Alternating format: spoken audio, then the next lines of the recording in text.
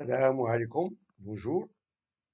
On va traiter un exercice résolu sur les applications des lois de Newton en physique, niveau deuxième année bac. Bien. Donc l'énoncé, un corps solide S de masse M de 200 grammes est placé sur un plan horizontal. Alors on a ici le schéma, on a le plan horizontal. Voilà, on a le corps S. À partir de A, on applique sur le corps S une force constante F parallèle à la ligne horizontale. AC et le mouvement se fait en deux phases. Première phase AB et se fait sans frottement. La deuxième phase BC avec frottement. Où la direction de la force R2, le vecteur R2, est inclinée par rapport à la normale par un angle phi fixe. La figure ci-contre, voilà, représente les variations de vitesse du corps S en fonction du temps T au cours des deux phases. On a la première phase et la deuxième phase. Les données, on a l'intensité de pesanteur G et du 10 mètres par seconde au carré. La question 1, quelle est la nature du mouvement du corps S à chaque phase? Deuxièmement, calculer l'accélération A1 du corps S dans la première phase, puis déduire la valeur de l'intensité F, c'est-à-dire l'intensité de la force horizontale. Troisièmement, calculer la valeur phi, l'angle de frottement, après la deuxième phase, c'est-à-dire la phase BC. Quatrièmement, trouver la valeur de R2. Et la dernière question 5, calculer la distance parcourue par le corps S entre les dates, entre les instants t égale à 0 secondes et t est égal à 1,4 secondes d'après cette courbe, qui représente la variation de la vitesse en fonction du temps dans les deux phases. Bien. Passons maintenant à la solution. Commençons par la première question. Quelle est la nature du mouvement du corps S à chaque phase? Bien. Commençons par la première phase AB. Bon, tout d'abord, on va donner le bilan des forces qui s'exercent sur le corps S. Bien. Donc, bilan des forces, c'est-à-dire le système étudié sur le corps solide S. Pour la première phase AB. Commençons par la première force, c'est la force R1. C'est-à-dire c'est la réaction du plan horizontal AB. Sachant que d'après les données, que dans la première phase, on a la réaction, c'est-à-dire qu'elle se fait sans frottement. Cela veut dire que la réaction elle est perpendiculaire à la trajectoire. Bien. La deuxième force, c'est le poids. C'est-à-dire, c'est l'intensité ou bien c'est la force exercée par la Terre, c'est une force à distance qui s'exerce sur le point G, le centre de gravité de ce corps S. Et la troisième force, c'est la force horizontale, qui est appliquée, elle est parallèle à l'horizontale, c'est-à-dire parallèle au parcours entre A, B et C. Cela veut dire que le corps S est soumis à trois forces. Bien. Maintenant, on va appliquer la deuxième loi de Newton, qui dit que la somme vectorielle de ces trois forces est égale à M à G. Voilà. Le sigma des forces extérieures est égal à la masse du corps S fois le vecteur accélération AG. Cela veut dire que la somme vectorielle, on a trois forces. On a le vecteur R1. Voilà, c'est la réaction du plan horizontal. Le vecteur P, c'est le poids du solide. Et F, c'est la force parallèle horizontale, qui est égale à M à G. Étant donné que le mouvement se fait suivant l'axe horizontal, s'il est sur la ligne horizontale, on va projeter ces trois forces sur l'horizontale. Et on aura la seule force qui présente une composante horizontale, c'est la force F. Par contre, R1 et P, ils ont des composantes nulles suivant l'axe horizontal. Et on aura F est égal à M à G. Étant donné que F, c'est une force constante d'après l'énoncé, M, c'est la masse du corps qui est toujours constante, cela veut dire que AG est constante et positif. Donc, le mouvement est uniformément accéléré sur la phase AB. On passe maintenant à la deuxième phase. On va faire on va faire la même chose. On va donner le bilan d'effort, sur le corps solide. Commençons par la première phase, pardon, commençons par la première force, étant donné que le mouvement se fait avec flottement. Cela veut dire que la force, il est incliné, il est opposé au sens du mouvement. Donc, il va créer deux composantes suivant l'horizontale et suivant la normale. Voilà. Donc, il est appliqué au point de contact entre le corps solide et la ligne horizontale. La deuxième force, c'est le poids, toujours appliqué au centre de gravité. Et la troisième force, la même chose, c'est la force horizontale qui est constante. Car d'après l'énoncé, on a appliqué une force constante à la ligne horizontale durant le parcours A à C.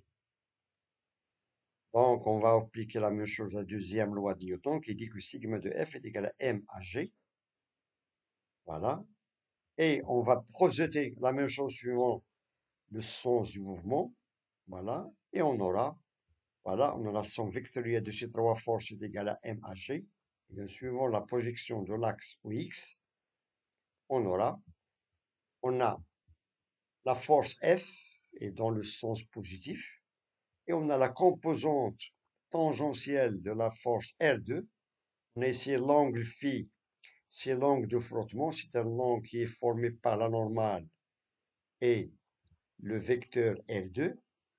Et pour la composante tangentielle ou bien la composante suivante l'horizontale, il représente c'est R2 sinus. On a ici, on a l'angle phi, on a le même angle. D'après, on a ici deux droites parallèles, et on a deux angles alternes. Cela veut dire que la composante tangentielle, c'est tout simplement R2 sinus de phi, qui est égal à 0. Pourquoi est égal à 0? Parce que d'après la courbe de variation de la vitesse en fonction du temps, on a la deuxième phase, on a la vitesse, elle est constante. Étant donné que la vitesse est constante, automatiquement l'accélération, elle est nulle. Voilà, avec V constante, cela veut dire que l'accélération à G est égale à 0 et on a le deuxième membre, elle est nulle. Et on aura l'équation F moins R2 sinus de phi est égal à 0. Cela veut dire dans ce cas que le mouvement suivant dans la deuxième phase, suivant la droite BC, est un mouvement uniforme. Bien sûr, c'est un mouvement rectiligne et uniforme. Bien. Question 2. Calculer l'accélération A1 du corps S dans la première phase, puis déduire la valeur de l'intensité F. Bien, un peu de réflexion. Étant donné dans la première phase, on a un mouvement uniformément accéléré, cela veut dire que l'équation horaire s'écrit sous la forme x de t est égal à 1 demi de hg t au carré plus v0t plus x0. D'après cette variation de vitesse en fonction du temps, à l'instant t égale à 0, on a la vitesse est égale à v0 qui est égal à 0. Voilà. Là, avec v0 est égal à 0, la même chose, on a x0 est égal à 0. Et on remplace et on aura l'équation horaire dans la première phase, ça s'écrit sous la forme x de t est égal à 1 demi de hg t au carré. Et pour la vitesse, on a v en fonction du temps est égal à hg t, avec v0 est égal à 0. Donc, pour calculer l'accélération à 1, on applique la relation, on a hg est égal à la variation de la vitesse sur la variation du temps. Bien, on va prendre les deux valeurs de la vitesse. Voilà, on a 1,6 avec 0 et 0,8 avec 0. Et on aura hg est égal à 1,6 moins 0 sur 0,8 moins 0. Et on trouve que l'accélération à 1 dans la première phase est de valeur 2 mètres par seconde au carré. Bien. Ensuite, on va calculer maintenant la valeur de l'intensité F. On fait appel à la deuxième loi de Newton. On a F est égal à M à G. Bien. Après la première phase, d'où on a F, Étant donné que la masse est de 200 grammes, converti en kilogrammes, c'est 0,2 fois 2, ça fait, voilà, 0,2 fois 2, ça veut dire que l'intensité de la force F, qui est horizontale appliquée suivant la ligne horizontale, est de valeur 0,4 newton. Passons maintenant à la question suivante. Question 3. Calculez la valeur phi, l'angle de frottement, dans la deuxième phase. Donc, il nous demande de calculer cet angle, sachant que cet angle est formé à partir de la normale et la réaction R2, dans la deuxième phase, c'est-à-dire dans la phase BC. Bien. Donc, dans la deuxième phase, on a un mouvement qui est uniforme. Pourquoi? Parce que la vitesse est constante. Cela veut dire que l'accélération, elle est nulle. D'où on aura F est égal à R2 sinus de phi. Donc, on a ici, suivant l'axe OX, on a ici les deux composantes. On a la composante F et la composante tangentielle, ou bien la composante horizontale de la réaction R2, qui est égale à R2 sinus de phi. Donc, il est dans le sens négatif. Et on aura F est égal à R2 sinus de phi. De même, suivant l'axe Y, on a ici la composante de R2 suivant l'axe Y. Tout simplement, c'est R2 cosinus de phi, qui est égal à P. Pourquoi? Parce que P, supposons, on a ici P est dans le sens négatif et R2 est dans le sens positif. Cela veut dire qu'on a R, c'est-à-dire la composante de R2, moins P, qui est égal à 0. Donc, on a mg est égal à R2 cosinus de phi. Donc, pour tirer la valeur de phi, il suffit de diviser ces deux équations. Et on aura F sur mg est égal à R2 sinus de phi sur R2 cosinus de phi, c'est-à-dire on va simplifier par R2, on aura F sur mg est égal à tangent de phi. Voilà, qui est égal à tangent de phi. Application numérique, on a F, on a calculé précédemment, qui est égal à 0,4 newton. On a la masse est de 0,2 kg fois 10, c'est-à-dire 0,4 sur 2 qui est égal à tangent de phi. Cela veut dire que tangent de phi est égal à 0,2. D'où on a l'angle de frottement que fait la réaction R2 avec la normale est de valeur 11,31 degrés. 11,31 degrés. Bien. Question suivante, question 4. Trouvez maintenant la valeur de cette réaction R2. Voilà. Donc, il nous demande maintenant de trouver la valeur de R2, l'intensité de la force R2. Donc, on a ici deux méthodes. Soit on peut calculer la réaction R2 suivant l'axe X qui va nous donner F est égal à R2 sinus de phi. Voilà. On a F d'après le mouvement, étant donné que le mouvement suivant l'axe ou bien suivant le trajet BC, c'est un mouvement qui est uniforme. Donc lorsqu'on fait, on applique la deuxième loi de Newton, on a F moins la composante R2 qui est horizontale et de R2 sinus de phi, cela veut dire que R2 sinus de phi est égal à F. Et ou on peut prendre suivant l'axe Y. On a la composante R2 suivant l'axe Y, c'est tout simplement R2 cosinus de phi, qui est égal à mg. Donc ces deux vecteurs, voilà, la composante R2 suivant l'axe Y est égale à P, le vecteur, ou bien est égal à l'angle de vecteur P, voilà, qui est égal à mg. Donc soit pour tirer R2 d'après l'axe Y, ou X, ou bien on peut utiliser l'équation suivant l'axe Y pour tirer R2. C'est la même chose. Donc, on va prendre cette deuxième équation et on tire, on a R2 est égal à mg sur cosinus de phi. Tous ces grandeurs, on a donné, on a la masse donnée, G de même, on a déjà calculé l'angle phi et on peut déterminer le cosinus de phi. On remplace et on trouve que R2 est de valeur à peu près 2,04 newton.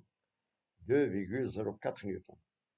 La même chose, si on utilise par exemple cette première équation, on va trouver la même chose, R2 est égal à 2 newton ou bien 2,04 newton. Il nous reste maintenant la dernière question, question 5. Calcule la distance parcourue par le corps S entre les dates 0 secondes et 1,4 secondes. On a ici deux phases. On a la phase où le mouvement est uniformément accéléré. La deuxième phase où on a un mouvement qui est uniforme, avec une vitesse qui est constante. Donc, pour déterminer la distance parcourue par le corps S dans ce trajet A jusqu'à C, on peut prendre le trajet AB, puis le trajet BC. Bien. Donc, dans la première phase, on a le trajet AB. On a l'équation qu'on a déjà déterminée. On a x de t est égal à 1 demi de hg t au carré, c'est-à-dire x de t, dans ce cas, c'est AB. C'est-à-dire la distance parcourue dans la phase AB. Bien, on remplace. On a AB est égal à 1 demi avec hg chez 2 mètres par seconde au carré. Le temps, c'est de 0,8 au carré. Et on trouve que la distance AB est de valeur 0,64 mètres. Bien. Dans la deuxième phase, on a un mouvement qui est uniforme, c'est un rectiligne uniforme, x de t est égal à v delta de t, c'est-à-dire BC. On remplace, on a BC, on a v et de valeur, voilà, d'après le graphe, 1,6, et on a la durée entre 1,4 et 0,8, c'est de 0,6 secondes. Et on trouve que cette distance BC est de valeur 0,96 mètres.